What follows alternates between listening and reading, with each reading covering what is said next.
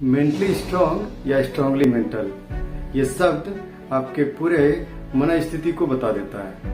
आप अपने आप को मेंटली स्ट्रांग बनाना चाहते हैं या खुद ही मेंटली स्ट्रांगली मेंटल हो जाना चाहते हैं, ये आप खुद ही तय करिए। आज हम आपको एक ऐसी सच्ची घटना के बारे में बताने जा रहे हैं जिसको सुनने के बाद आपको लगेगा कि वास्तव में आदमी हाथ पैर से नहीं दिमाग से अपाहिज होता है।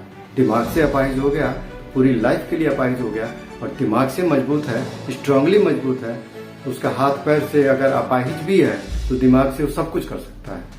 एक लड़की यूपी की अम्बेडकर की रहने वाली अरुणिमा सिन्हा एक स्पोर्ट्समैन थी, एक खिलाड़ी थी, जो लखनऊ से दिल्ली जाते वक्त रास्ते में रात में चोरों ने उसकी सोने की चेन छीनने की कोशिश की।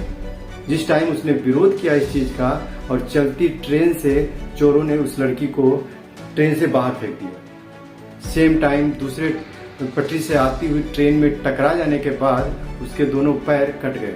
रात भर वो लड़की उस दोनों पटरियों के बीच में पड़ी रही। रात में चूहे या दूसरे कीड़े उसके आग के मांस के टुकड़े को खा रहे थे। रात भर लड़की चिल्ला रही थी, लेकिन कोई हेल्प उसको नहीं मिली। सवेरे होने के बाद गांव वालों ने उसे देखा और देखने के बाद उसको बरेली के एक हॉस्पिटल में शिफ्ट किया गया, जहां पे सारी सुविधाएं न होने के बावजूद उसको डॉक्टरों ने देखा। उसके बाद उसको मीडिया में बातें आई, फिर उसको लड़की को शिफ्ट किया गया दिल्ली के एम्स हॉस्पिटल में। एम्स हॉस्पिटल में शिफ्ट होने के बाद उसका ट्रीटमेंट शुरू हुआ, और फिर जानते हैं होश में आने के बाद उस लड़की ने डॉक्टर से क्या बोला कि भगवान ने मुझे अगर बचाया है तो जरूर इतिहास रचने के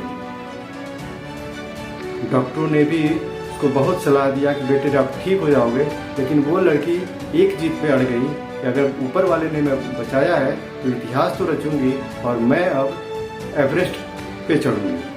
सोचिए, जिस लड़की के पैर दोनों नहीं है वो एवरेस्ट चढ़ने की बात कर रही है। उसने बिछिंद्री पाल से मिली। बिछिंद्री पाल जो ट्रेनर होती हैं उसकी, उनसे मिलती है और बोलती है कि मैं एवरेस्ट पे चढ़ूंगी। एवरेस्ट पे चढ़ने की बात सुनकर बिछिंद्री पाल ने कहा कि ऐसी स्थिति में अगर तुमने एवरेस्ट पे चढ़ने की बात करती है तो बेटा आधी लड़ाई तो तुमने जीत ली है, बाकी तारीख दुनिया को पता लगना बाकी है।